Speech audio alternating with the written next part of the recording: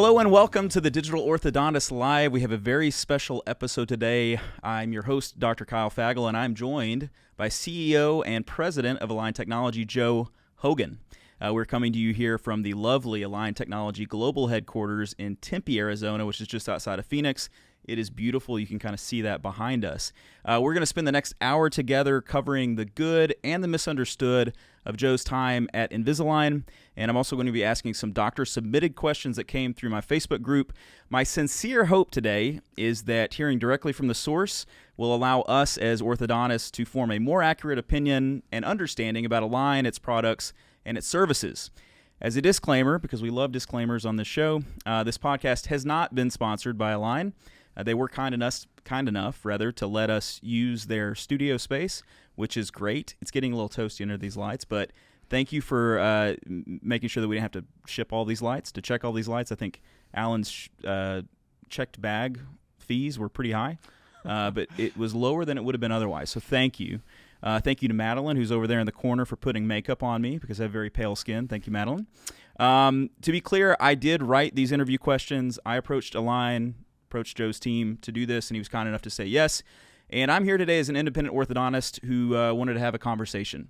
I've been sponsored by my digital marketing agency, Neon Canvas, and those are our disclaimers. So, Joe, how are you doing? Doing great. Great. Thanks for doing this. Sure. Yeah, for sure. So I'm going to start with some personal questions, if that's okay, because I take it everyone watching knows your name. They know kind of what you do as CEO of Align, but they may not know who you are.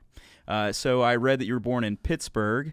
I'm a big food guy. I've always wanted to visit Pittsburgh. I've never made it over there, maybe one day.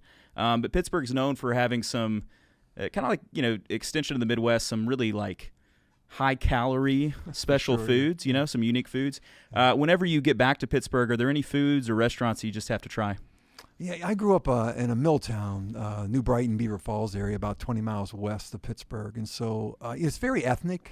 And so, pierogies every once in a while from the Polish population. But probably the restaurant is a hot dog shop in New Brighton, which is chili hot dogs and cheese and those kinds of things. Okay. But Pittsburgh, when you're talking about it too, Kyle, the Permani Brothers up in the Strip District, those kind of areas, those are really special foods that are fun to experience when you're there. That's a sandwich with fries on it, right? Yeah, okay, exactly I love the idea of that. So Yeah. I did some research on Pittsburgh. You probably know this, but just fun facts for you. Just trying to warm you up here. Heinz ketchup, the Clark bar, and the Big Mac all originated in Pittsburgh.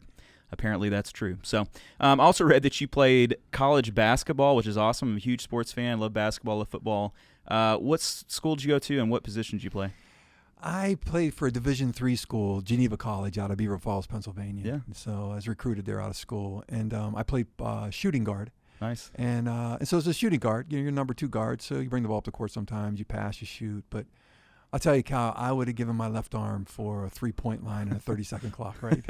The game's changed so much. Yeah, if you'd only done that, you wouldn't even be here today. You'd be NBA 75. I'd be limping around probably. Exactly. I was a 2-guard actually in 10th grade in Paragould, Arkansas. Yeah. Not very good at it, but that's why I quit in 10th grade. What were you best at when it came to basketball? I was a shooter. That was my job. Okay, so the 3-point line would have been helpful. Yeah. Okay, Yeah. All right. Well, thanks for sharing that. Sure. Let's jump in though with the meat of this. As I sort of alluded to, there's a lot of questions floating around about Invisalign, about Align. There's a lot of things that people want to learn more about, and so I think it's nice to again take an hour and just kind of try to hit it all. Yeah, so this is going to be a greatest hits of Joe Hogan and Align. Since being founded in 1997 as an alternative to traditional braces, over 12 million patients have received Invisalign treatment from over 212,000 Invisalign-trained orthodontists and dentists in more than 90 countries.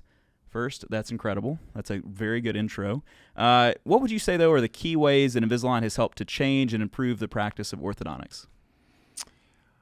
It's a good question, Kyle. I think, we've ushered in digital orthodontics. And like you said, we started in 1997, and we didn't start where we are today, right? There's an evolution we had to go through to really learn how to move teeth with plastic, but it's really moving it with code, with software code that is expressed in that plastic that I think some people miss at times. And so there was an evolution of materials, an evolution of algorithms, an evolution of relationships and understanding of orthodontists and their trade and how to go. And so I just say it's been a journey in that sense, but it's a technical journey around digitization. And that's that's our contribution, I think, to changing some of the work practices and all that go into orthodontics. Sure. Yeah, and that's a huge field now, as obviously as you know, digital orthodontics. I'm the digital orthodontist. That was really more of a reference to social media and that sort of thing, which is a whole other thing that didn't exist 25 years ago too. But sure. That's great.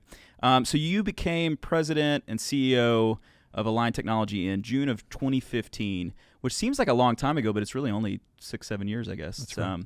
But since then, I think objectively, you look at Align as a company, it's grown rapidly, it's grown consistently during that time. You've expanded into many different countries. What do you most attribute the success from 2015 through to today to?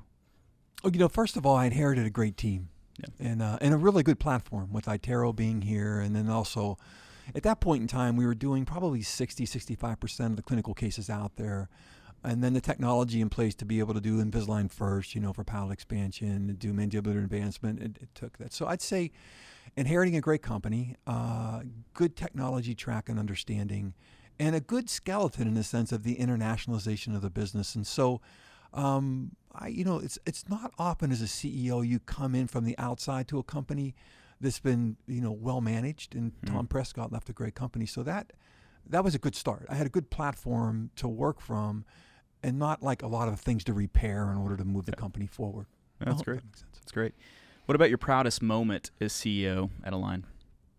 I'm not a proud kind of a person. I don't know what it is. I'm kind of I like doing things and seeing results. And what I feel best about is the team I have here. And now I know that sounds like a politically correct answer, right? But it's how I really feel. I have a great team of people here that we feel we have a good purpose, good momentum around what we do, and we really feel it's purposeful. That giving smiles, working with doctors to provide smiles with people, truly changes lives in a good way. And so, that's what I feel the best about. That I feel like we're contributing in a good way to orthodontics. Yeah, for sure. Yeah, that's what I always say about orthodontics when people ask me about doing it. When you interview for orthodontics, or you interview for dentistry, or really for anything, you always lead with your, beauty pageant answers, right? So I want to change the world. I want to, bring world peace through, every smile that I straighten or whatever, But orthodontics, at the end of the day, you're not selling used cars. I mean, you're doing a good service for people that people opt into because they want to do it. So, along those lines, I mean, it's great. And to know that you've helped straighten 12 million teeth through software that you've overseen, and it's great with a huge team. How many people on your team? Well, right now on my team directly, I have 11, 12 people. Globally, though, we've added in 6 years roughly 15,000 employees. And that makes you feel good too, right? Sure. You're providing jobs and a career and opportunity and learning for people. And growing a business is a real privilege. And when you can grow it that way, it's satisfying. I totally agree. Okay, so let's get into this. People want to know, like, what's next for Invisalign. I mean, you look at those 25 years, and if you kind of like laid it out as a continuum, there's been a lot of, major changes along that timeline. What can you share with us about the next few years from Invisalign? Is there anything big on the horizon that you can tell us about? Yeah, sure. I mean, we spend this year we'll spend over $300 million in engineering and IT. And so, a lot of people don't, at least outside the industry, don't understand we're truly a tech company. We spend so much money in that sense. We're a brand tech company. And so that $300 million is going through really two areas. Is, one, material science and how we improve materials and move forward, because that's a big part of how you move teeth, Kyle, which you understand better than me. And then secondly is the algorithms that are in our digital platform we put in place with iTero and Virtual Care and exocad and those kind of product lines. And so, what we're doing is investing. There is R&D, right? The R meaning true research, because companies haven't had the money to do the kind of research that we're privileged to do. And then the development piece is how do you bring that to market? And we bring that to market together with our doctor partners. That's our commitment. And so that's what I'm excited about. And I can't tell you the specifics about it, but we just did ClinCheck Live update. You know ClinCheck well, right?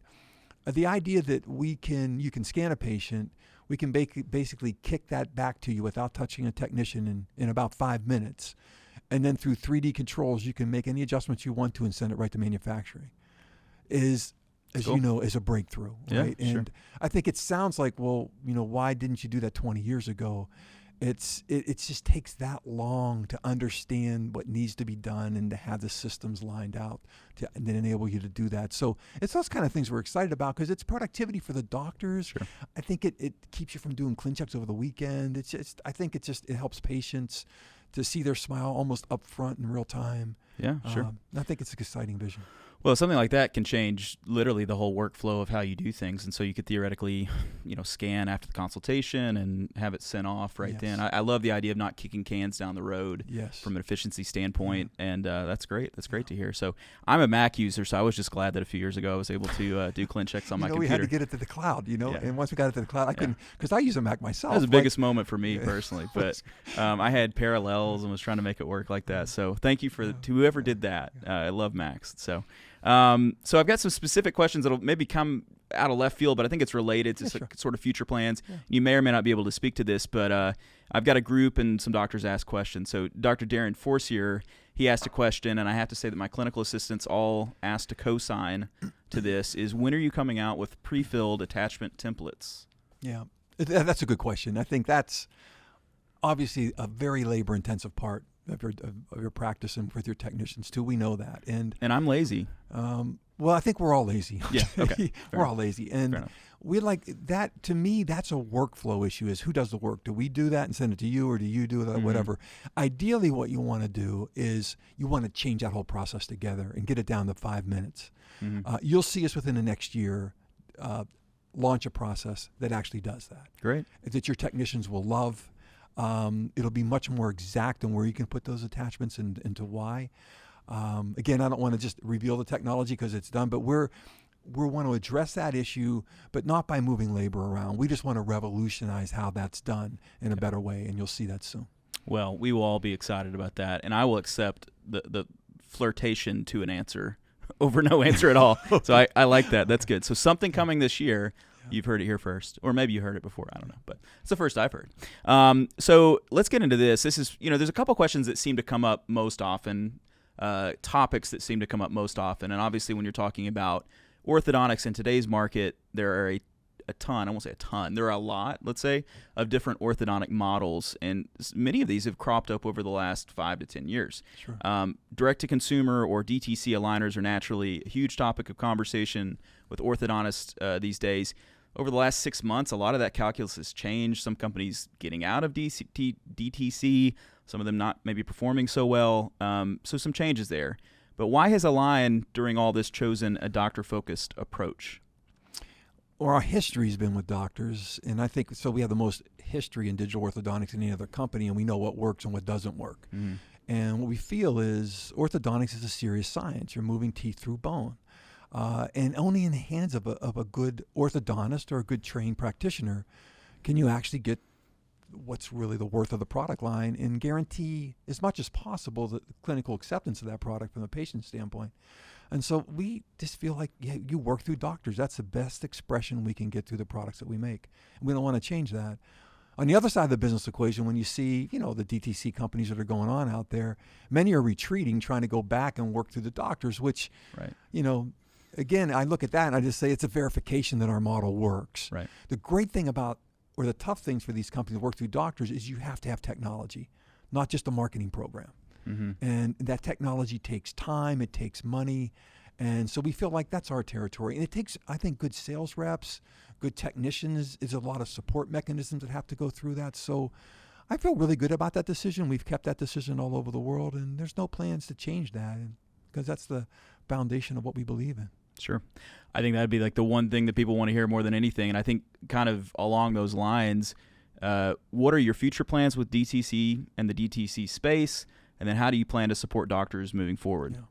Well, I mean, we support doctors in a lot of ways, and we can get into those questions, but our plans are not to move into DTC at all, right?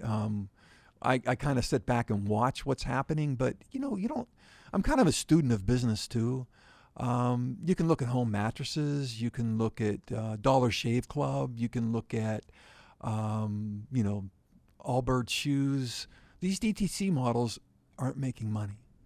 The business model is challenging in the sense of what it costs to secure a patient and the technology, the kind of thin technology that's then delivered through that patient to make this work. So this is not a phenomenon that's just going on in orthodontics. Sure. And so, what do we plan to do? We continue to invest heavily in the business, invest heavily in the brand to advertise to consumers, to drive those patients to your offices, to asking for Invisalign and digital orthodontic care, we'll continue to do what we know how to do and what we believe in. Well, I support that. That's a great answer. Another common concern that I hear about aligners, this is going to be a question of the cost of aligners, is their higher overhead cost when compared to traditional metal braces. If you're a new doctor, if you're a small office, or if you don't do very many Invisalign cases, the price can be one of the highest in the market. When you think about a practice like this and you're trying to convince them to do more Invisalign, increase their share of chair, whatever you want to say, how do you expect them to do that to scale and maintain profitability relative to other aligner systems or to traditional braces? Yeah, it's a really fair question. Kyle, when I first took over this job, I'm a business guy, and I talked to orthodontists. I said, what do you charge? What do you buy wires and brackets for? And they would tell me $250, $300. We buy them up front, Joe, and whatever. Yeah. And I'm thinking, just like you said, okay, if you're buying Invisalign at full price, it's like $2,000. And you think, wow, that's a big increase in variable cost. And so in a digital age, we know that when you put together your practice, right, you're not on a paper system. You had to buy a DPMS system, right? It's a lot more expensive than paper, but you're putting a foundation in place for productivity. Sure. And that's what I believe. If you want to do digital orthodontics, you have to be serious about it. If you dabble in it, it's going to be frustrating because the margins can't be, what would it be if you were just using wires and brackets. But think how important your time is, right? Your time, your personal time as an orthodontist is the most precious thing in your practice. If you're doing emergency cases on weekends, if you're standing over a patient every 4 weeks adjusting wires, when you could just be handing out aligners, monitoring remotely, really leveraging a digital platform that allows you to be more productive and your technicians more productive, that's what the digital age is about. You do spend money up front, but you end up with a system that is, you walk through it, makes your time more productive, your technician more productive, your real estate time more productive too. And frankly, digital orthodontics can be more attractive to patients also. So I look at it as an investment, but you have to be full in. If you're not full in, I think you'll continue to have frustrations and think I'm paying too much money, even at certain, stages like, a bronze or a gold within our business. So digital requires an upfront understanding of how to do this and an upfront investment, but can pay off massively because you can relegate your resources and your time in a better way. Sure. Yeah. That's great. I mean, obviously that in and of itself is a very long conversation, and I think you got to the main parts and kind of what I expected you would say. The other reality is that, it's a changing marketplace, you could say. So patients want different things. And so we have some patients that I could never convince to do braces. And then where I'm at in Memphis, very urban area, there are a lot of people who really do want braces. And so that's a whole nother longer conversation. Yeah. So I think the modern orthodontist needs to be capable of doing all that. And it's not just Invisalign that has the challenge of trying to convince people to pay more for a product or a unique, treatment offering. With other digital systems that are now braces or custom braces, or there's a lot of those that are out now, they're having that same task. And so it is that break point. And as a business, you have to decide where the efficiencies matter the most. Right. Jonathan Nicozisis, I think the most frequent guest of this show, actually. Oh, so, is he, Jonathan? Hey, Jonathan. Yeah, he is. He's great. Hi, He's Jonathan. Hilarious. I love Jonathan, too. Hey, Jonathan. He's probably watching this. This is not donut juice. This is water. That's an inside joke. But he talks about the plastic employee and makes, an argument for how you can reduce other areas of overhead. And so I'll let other people argue through those things. I'll just say it as simply as this, is that in my sort of coming up on mature practice, I started from scratch 8.5 years ago. Having aligners is really, really essential part of what we do. So it's not all we do, but we've got it to a place where from a margin perspective, it works for us. So, All right, well, let's get down into this. I want to talk about the scanner, the iTero scanner.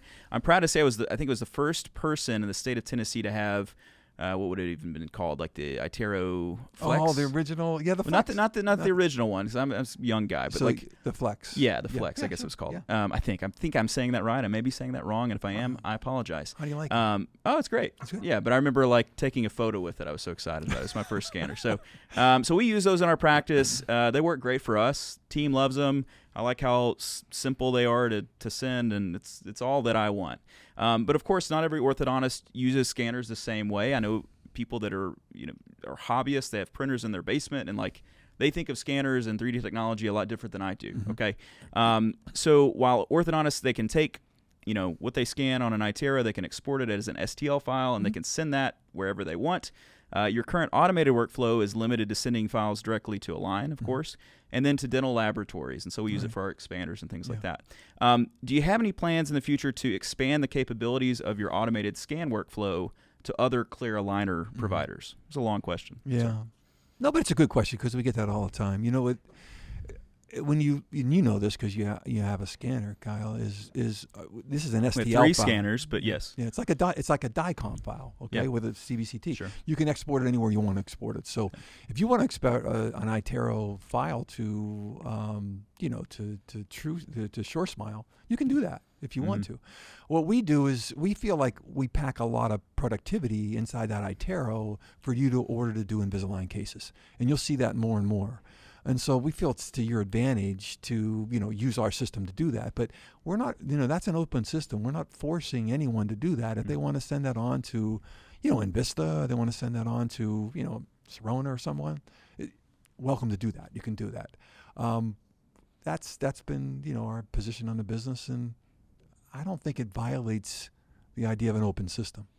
Yeah, I wouldn't say that. I think the question that people always want more out of something. And they don't give iTeros away, and if they want to, they can give one to me. But from an automated perspective, is it just easier to keep it kind of limited to those things? Is that kind of the plan, or? Well, I might be misinterpreting your question too, okay, Kyle. Sure. Is just, and I feel like with an STL format, which is a commodity format, you can do anything with your file you want to. Sure. You can send it to the moon if you want to, right? Because the algorithms on the other side know the format of an STL file, and they'll unravel it, and they'll translate it into that company's protocol and be able to move on. So.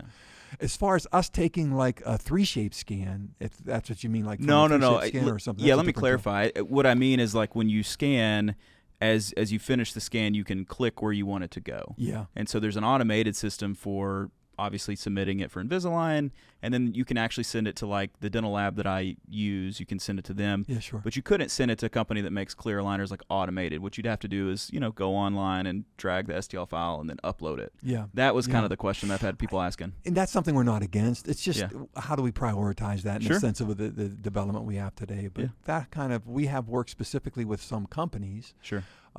Christian Coachman, in Digital Smile Design. Yeah. We have that kind of workflow with him, and we put that in place. So, if our customers or our doctors need that kind of workflow, we'll certainly entertain it. Okay, cool. Again, it doesn't apply to me, but I know a lot of people ask about that kind of thing. So we did have some doctor-submitted questions, which I think are always great because it allows me to sort of get a pulse on what other people want to ask about. Because, again, my practice and the way that I see things is very different than a lot of people, and of course, you found that with all the orthodontists that are out there, and not just this country, but other countries that think very differently than me. But Dr. Ryan Hurley, a really amazing orthodontist I've learned a ton about orthodontics from, he asked, how concerned is Align with in-house aligners? Is there any plan to release software to allow for direct in-house printing? I mean, we've entertained that. We've had that question for a while. His question is, how concerned are we? It's not a competitive concern there. I think if a doctor wants to do their own in-house aligners and you actually think that's productive and you can make these well-to-move teeth with good algorithms, I think that's obviously your professional decision to be able to make that. But remember, we make 1 million aligners a day. From almost, a bias standpoint, is like, why do you want to play with that, right? I mean, it's not...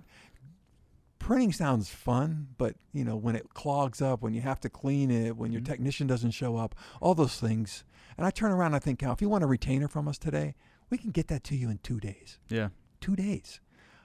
If you want to, right now I think our lead times are in the 5-day, area. And so I think from a professional standpoint, you have to decide what you want to be good at, right? We want to be good at making aligners, getting them to you as quickly as possible. At some point in time, is it important when that patient's in the office that you have that thing printed ready to go when the patient goes out? I understand that need, but if you can work around that in 2 days, my feeling from a business standpoint is, man, let us handle that. We know how to do that. Keep that kind of work out of your office in the sense of it's distracting and it's hard to control over time. Yeah. Well, I tried 3D printing really early on. I got that very early on, and it was not a good fit for me. It just did not fit my personality. We didn't really have anyone on the team to handle that. Yeah. We don't have a dedicated lab tech, and even teams that do have dedicated lab techs aren't necessarily the right ones for being a digital lab tech. It's a very different skill set, right? Yeah. So it did not work for us. I was able to sell it to my good friend Tom Shannon, who is a genius with all this stuff, and so he's on the other side of this where he loves printing stuff himself, and more power to him. So there are people that think that way. I guess what I'd say, just from an outsider's perspective, is that the software is, and you said this, you're a software company. I mean, that is the most important part. And so if it ever were to shift that direction, Align would be well positioned with having a great software, good algorithms, and all that sort of thing. So again, I'm sort of on. I said I was lazy earlier, so I like having someone else produce. But I understand someone like Tom who, if you really like the technology, you really want to get into it or whatever. I mean, I move ahead. It's just back to the question you asked about efficiency and how do you make a digital system work or whatever. You just want to be streamlined and focused as much as you possibly can. In my humble opinion. That's great. All right, so this following question came up several times, and this is a more recent situation, and so this is a very pointed question. It's been a few months, but why did you start charging for refinements? This is the per order processing fee. There was some buzz around this for sure, and a lot of people said, well, why don't you just increase the case fee for new cases? I think where people were upset was maybe just on having existing cases that then now they'll be getting some extra fees on. Of course there's inflation, but what was the reasoning behind that?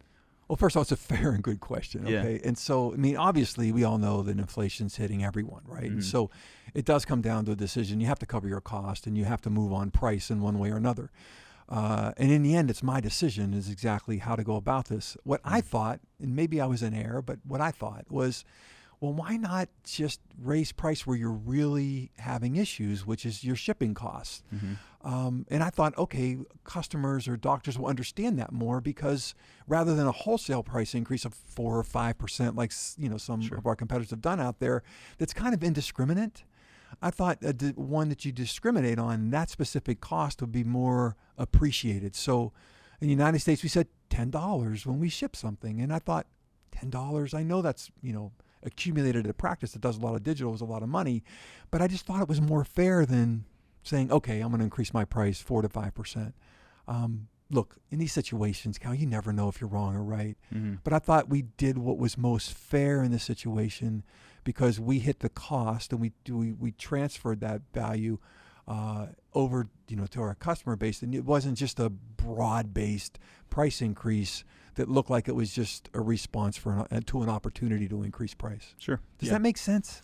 It totally makes sense. I guess you have to put yourself in the shoes of the person that you're reacting to, and not everyone wants to do that. Not everyone wants to be empathetic, or maybe they don't want to put themselves in your shoes. I don't know, but I think that where people seemed frustrated was, I don't know. I guess it's just the idea that I've already got cases going, and I'm going to get charged more than what I thought I was committing to, kind of a thing. I understand from your perspective, you've got to make up the difference somehow. And I would also think that there's probably a break point on the overall cost for the treatment. You don't want that to push above $2,000 perhaps or something like that. So I understand it. I think it's helpful to hear from your mouth kind of what your thinking was on it. And as you said, other companies had to do the same sort of thing. So it's not like it's just a unique to Align decision. So it makes sense to me.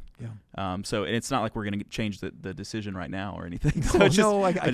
We don't want to change it. But I really, it came from that premise. Is let's if we're going to raise price, let's raise it where the costs really are. And that was the foundation of it. It makes sense. People may not like it, but it makes sense. All right. So another question from a doctor, Dr. Heather Horton Van Tassel. That is a beautiful name. There are many in orthodontics who want to decrease our carbon footprint. Recycling aligners would be a great advancement, but may take some time to really get it right. But it seems that autoclavable tips for the iTero scanner are something that could be rolled out more easily. Why has this not been done before?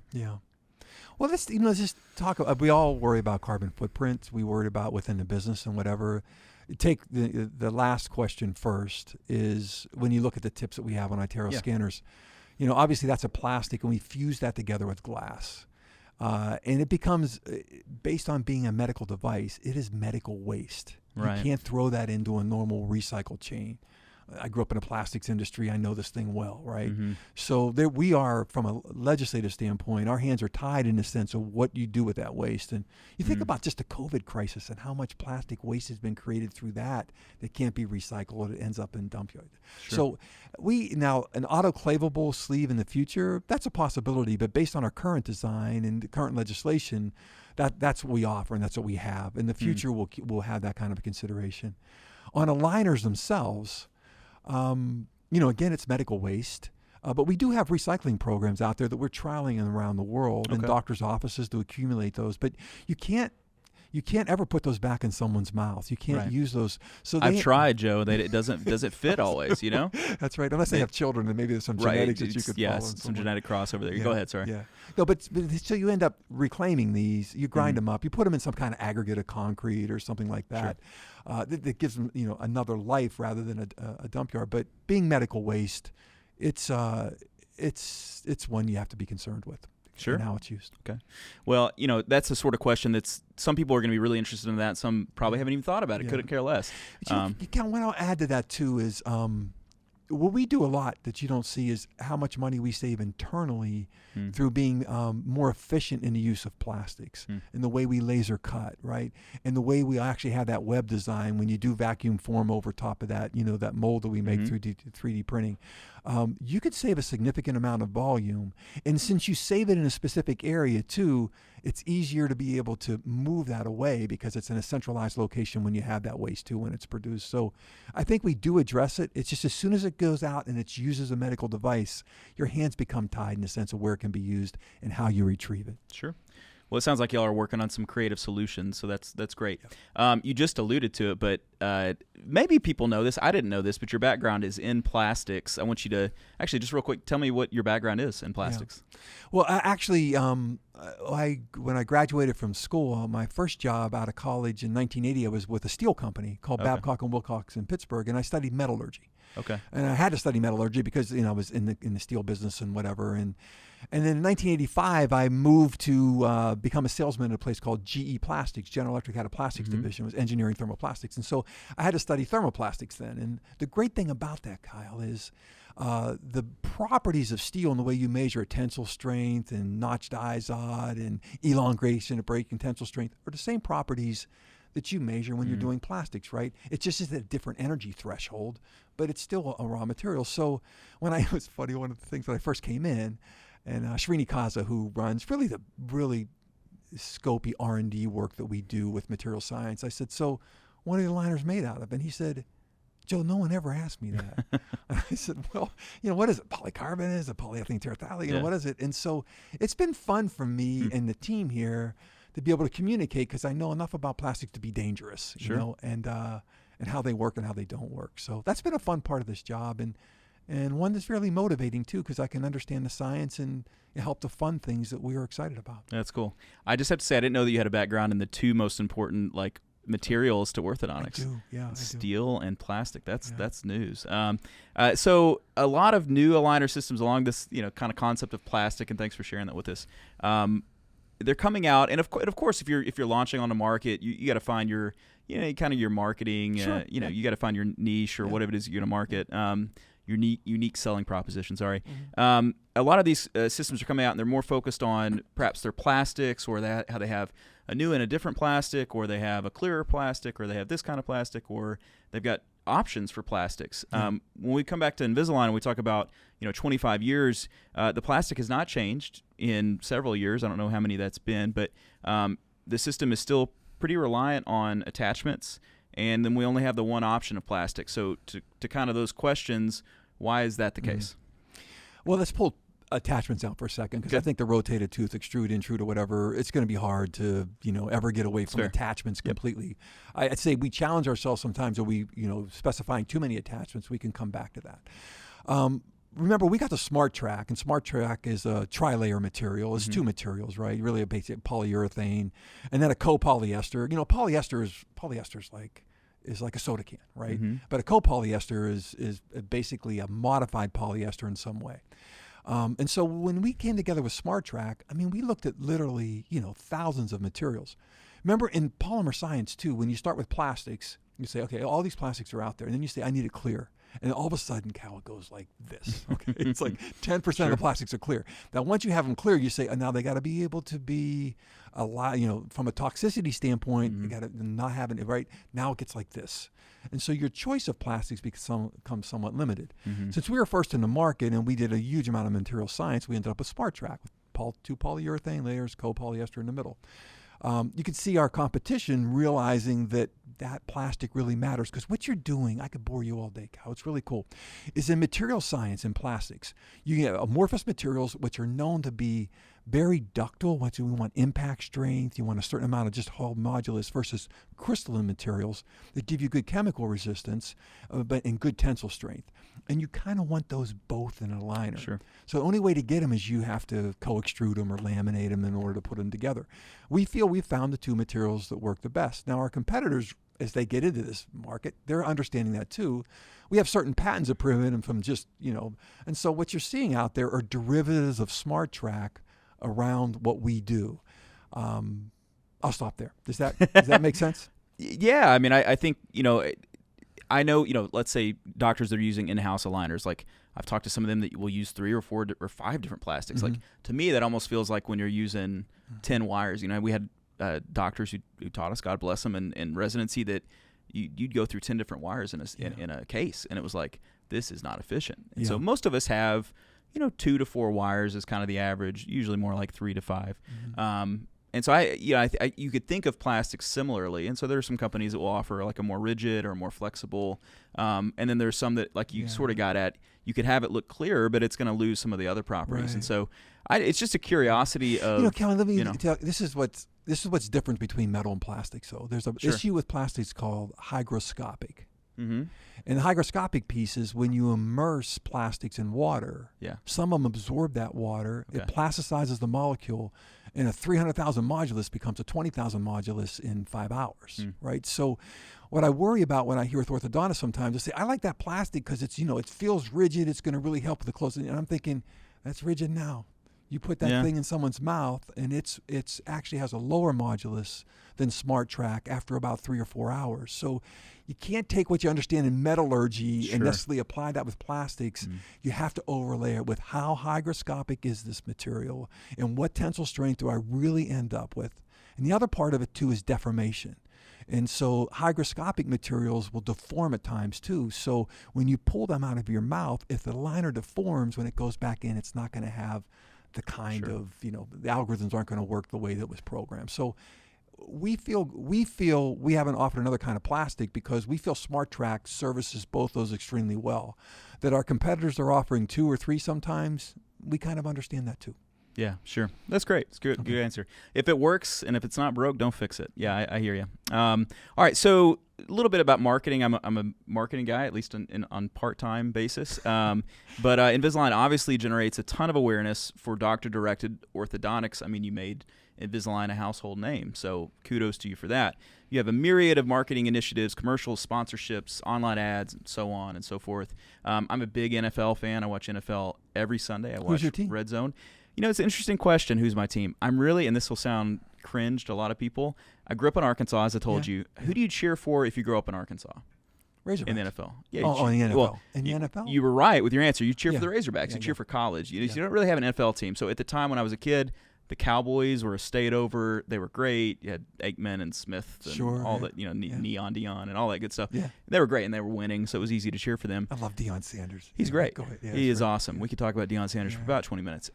But the next 25 years of the Dallas Cowboys have not really been in line with what I like in a sports team. And I also, as I grew up, I came to realize they're sort of the Yankees of the NFL. No offense to the Yankees. They're sort of the Lakers of the NBA. So they're that team that everybody likes. It's like, I don't really want to be a Cowboys fan. So I claim the Cowboys, but I really just like the game. And I'm a fantasy football aficionado. I've won 4 years in a row in a 12-team league. I really did. Yeah, made the Super Bowl 6 years in a row. I know no one cares, but I love fantasy football. It somehow it fits all my strengths.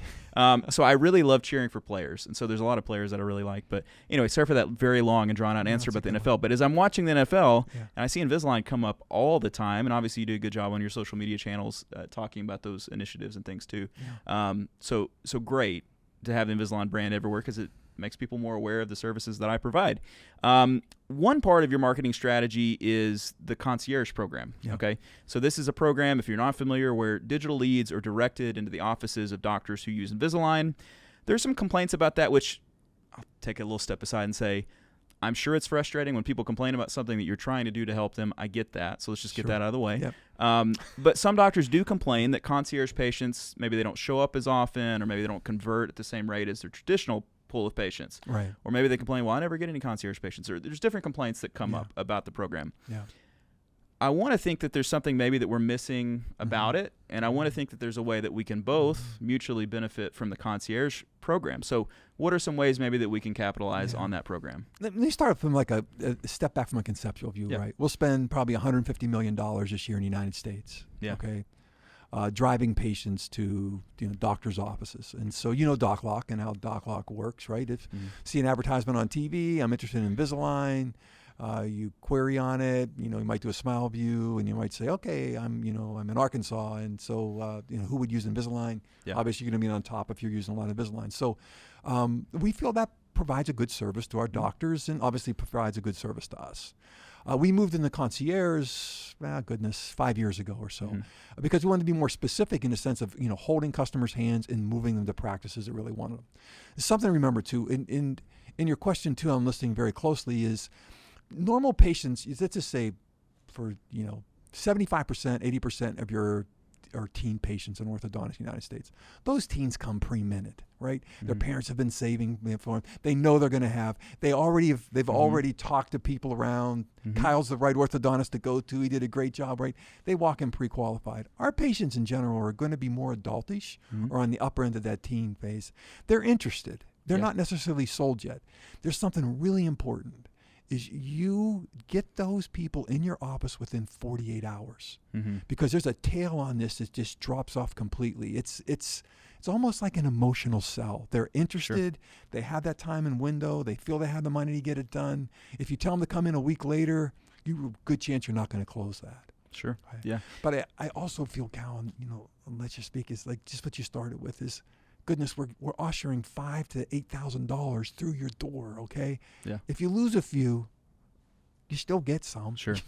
It should be. I don't see any other competitor out there doing that and advertising to our scale that really, I think in a big way commercializes and make people aware of digital orthodontics. So as you can tell, I'm passionate about it. I think we do a good service and you let in that way. I appreciate it. But when I hear people complain about it, I think, okay, I get that, okay? But there are certain things you could do, especially how soon. Sure. Don't get these people trapped in paper. Most of them are very illiterate. They want to be serviced immediately. They don't want to go in and fill out 10 forms. Okay, so lower the threshold of entry. That's right. There's certain things to really be aware of. Yeah. Well, it turns out that the concierge lead is not all that different from a digital lead, and so as a I co-own a company that provides digital marketing services for orthodontists, and so occasionally we'll get the feedback that they're not converting as high. Yeah. But it does kind of miss the point of, what did you pay for it? How many people started? What is that value to you at the end of the day? And so it does require a little bit of a kind of presuppositional shift in terms of how you view the patient who comes into your practice. Yeah. Because as you said, the one that's come from a mom's group where they all love you, who also plays soccer with a mom whose kid goes to your practice, who you're on their insurance and the dentist sent you there, they're going to convert 100 times out of 100 unless you get in your way and trip over your feet. Yeah. And so it is a little bit different way of approaching it. And so I think it's also important to offer some, maybe more asynchronous or more passive ways of communicating with them on the front end in terms of them coming into your practice. And so for some people, it's harder for them to actually, want to schedule and physically come in, or maybe their job precludes them from that. And so I think that's a longer conversation. That's a great point. One that I'm very sensitive to and trying to adapt my practice to as well. So that's really good. Well, keep sending me concierge. I'll take them. So so we've got a few questions left. This has been great. Thanks for doing this.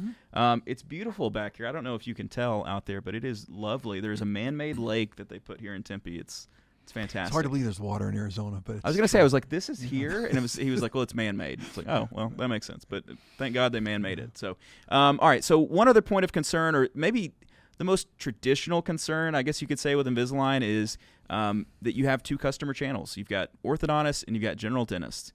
Of course, that decision, you're off the hook here, Joe. because that was made before your time. Yeah. And as I understand it, there were legal reasons for that or whatever. It is what it is. You inherited it.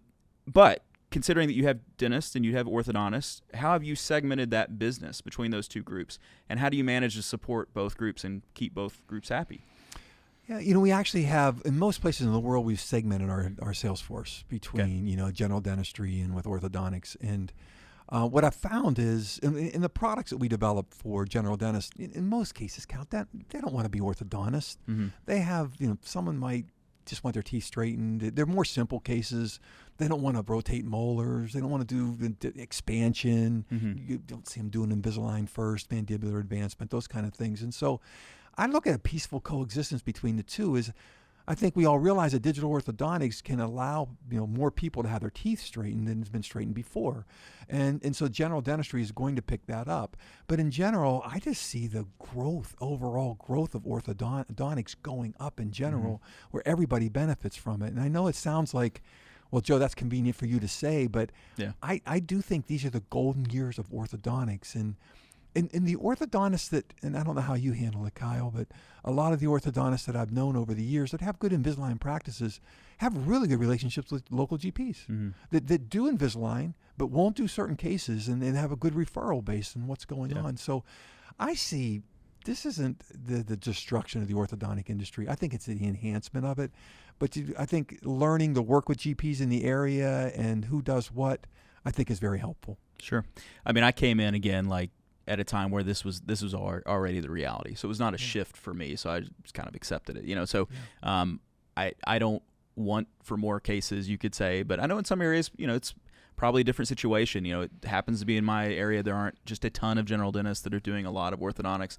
I think the concern really at the base of this is just who's best suited or who's best trained to do the orthodontic treatment. And I'm not asking you to answer that question or whatever, but, as an orthodontist, it's like, well, I went to 3 extra years of school. It's going to be me, So I think ultimately if people are doing well by the patients and they're clear about what they're, are you an orthodontist or are you not? Sometimes we'll hear that feedback. Well, I didn't know it was an orthodontist. And so, of course, you can't tell them what to say and not to say in a consult.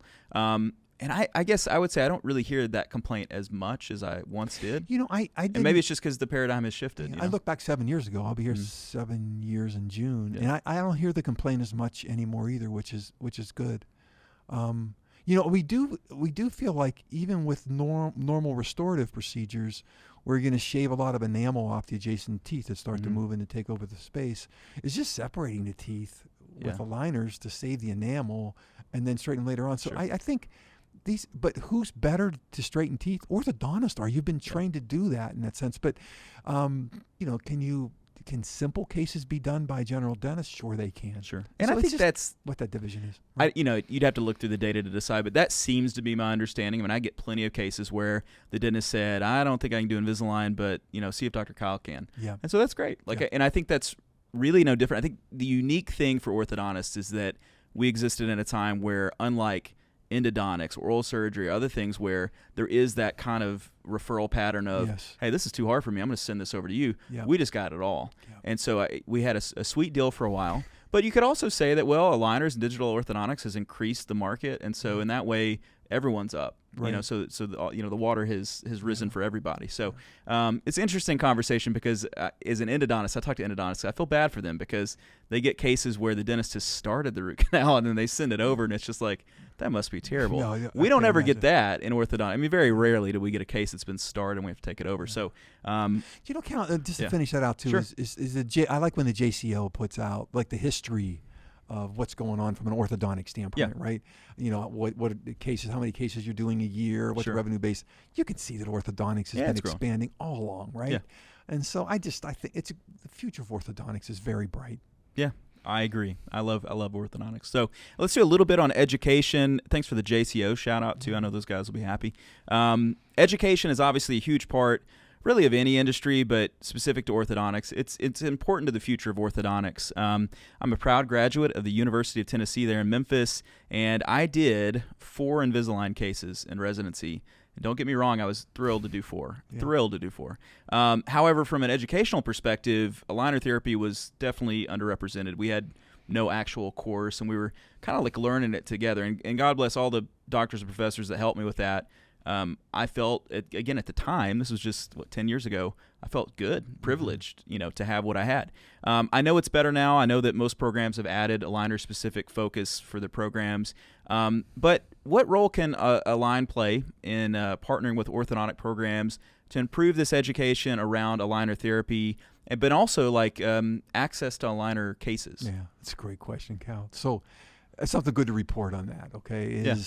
You did you did your 4 cases, and that's what we've been offering, for a long time. And Yeah. we all know that if you're going to learn something, it's how do you education is learning plus hands-on experience, right? That's the only, especially in your profession and what you do. So we have a program out this year that we're offering to all the major institutions in the United States for orthodontics, where we'll be able to double or triple what you've done before. Great. Okay.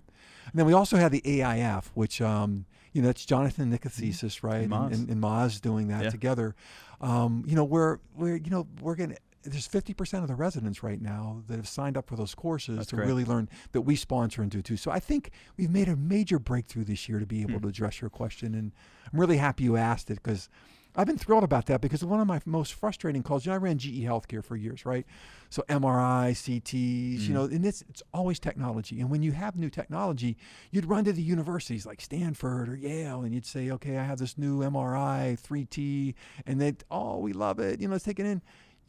When you go to see an orthodontic institution and say digital orthodontics, you just think that there's something stuck on your nose. Okay, and I'm not used to that from an academic institution standpoint, and it didn't make sense to me. Yeah. And then as you dug down, I felt we haven't been as generous with those programs as we should be. We're trying to be more generous in this change. Okay. Well, I know young orthodontists will appreciate it, and again, I'm not complaining about the 4 cases I did. Everything's an evolution. So, but you can't learn on 4 cases. You just, not really. Yeah. I mean, I learned how to log in. So it was good. But I learned after the fact. It was okay. Fortunately, there are resources out there. One of them being the Aligner Intensive Fellowship. Shout out to Jonathan Maz. Yes. But then also just got help from lots and lots of different doctors. I mean, the really early years of the Facebook groups, I was in a really fantastic group called Orthodontic Exchange, and we would discuss aligner mechanics. I mean, it was like Maz and Jonathan and some other really talented people. Heather Hopkins, some really smart people who really get it. They really get the aligner stuff. So I was very privileged to really learn after I got out of residency on aligners. So, and I feel like I'm good enough to be dangerous at this point. So a couple more questions. We were talking, there was a little bit of a spirit of maybe some questions that, I don't know if they're difficult questions, but questions that people ask. And I think there's an underlying nature of, I don't know if it's distrust towards Invisalign or Align rather, and I use those interchangeably, but maybe some things that you may feel misunderstood about. And so I've tried to cover most of those today, and hopefully I did. Yeah. Are there any other areas that I missed that you feel misunderstood about, both as a CEO but also as a company? Yeah. Now, I think, I'm glad you bring it up. I mean, when you come into this, when you first come in and you see at times some of the orthodontic reactions, it makes you scratch your head, because I think there's a thing with companies, Kyle, and I love business. That's I've done my whole life, right? I love technology and business. That's why this role fits me so well. Is there's this thing with people when they look at a company sometimes, I think they look at it as this kind of automaton. This kind of this just stoic entity that's trying to extract profits and make as much money as they can, right? The fact is, it's a group of people with a purpose, and what it do. And often those people, they're just people. We're excited about what we're doing, whatever. And I think that's the misinterpretation of Align. We're not trying to dominate practices. We're not trying to tell you how to practice. We're offering a service of digital orthodontics to try to, we think, make you more productive and to bring more patients into your office. And at times, I think that's misinterpreted for us trying to control or trying to do things. And we're not trying to control. We're trying to help. And I think that's the essence of what frustrates me at times. Sure. Yeah, I would feel that frustration too. So, and hopefully some of these things you've been able to clarify help people in those ways.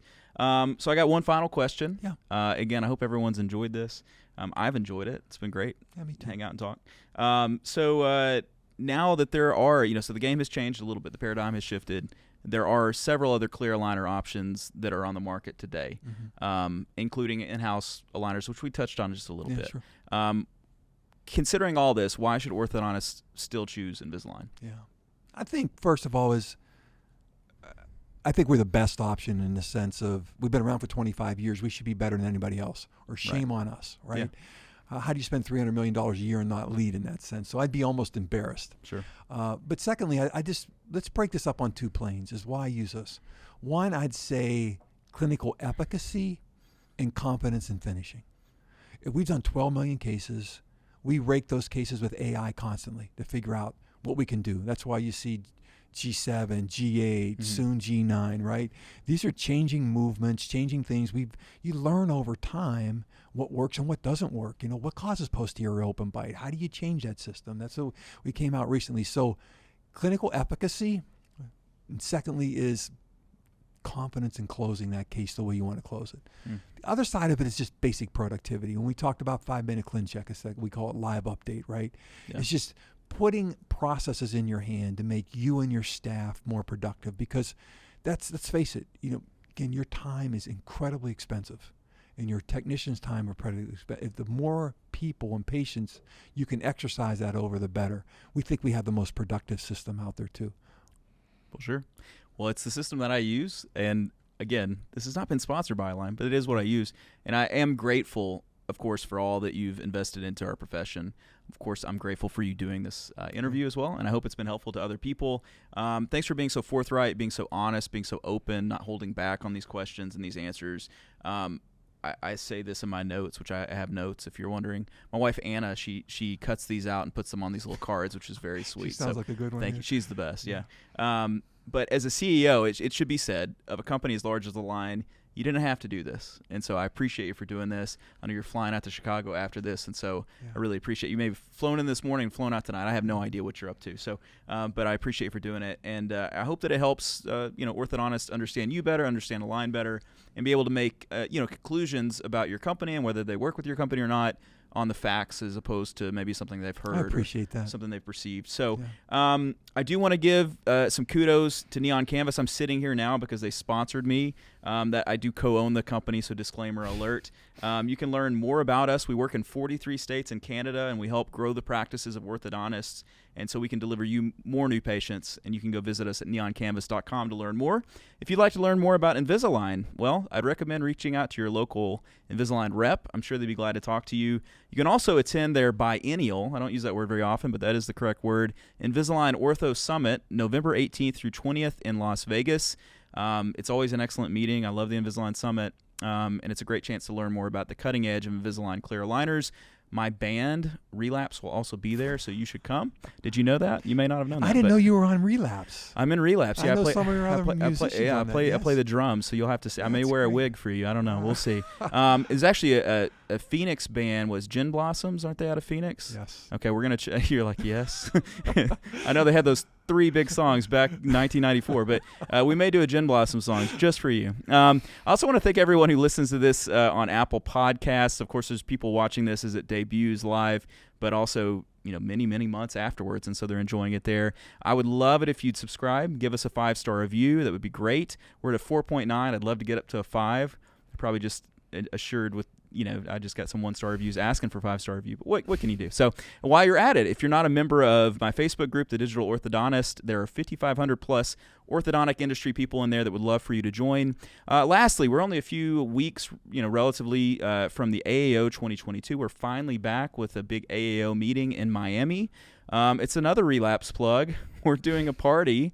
That's all we do. Is I straighten teeth, I do podcasts, and I play drums. But we're throwing an enormous Miami Vice themed party, and you're invited. Friday, May 20th. It's the night before the AAO begins, so plan to fly in for Miami on that Friday so you can come to the party. You'll hear more about it, I'm sure. And then I have a lot of thank yous that I've got to do. First, to you, thank you for spending this hour or so of your time, whatever it was that you were doing. Thanks for spending it listening to us. Thank you also to Dina, to Madeline, to Kent, to Frank, to Spencer, Sasha, and Shirley with Align. That's a lot of people that helped me. You're like, that's a ton. That's a good team. They were very great to work with. And then also thank you to Alan, who's in the room. Thank you, Alan. We waited at the airport for a couple hours this morning for whatever reason, shared a biscuit together. It was great. To Scott, to Tom, and to Alex from Neon Canvas for all their help. And that's all we've got. So from all of us here at the Digital Orthodontist Live, I'm Dr. Kyle Fagala, signing off.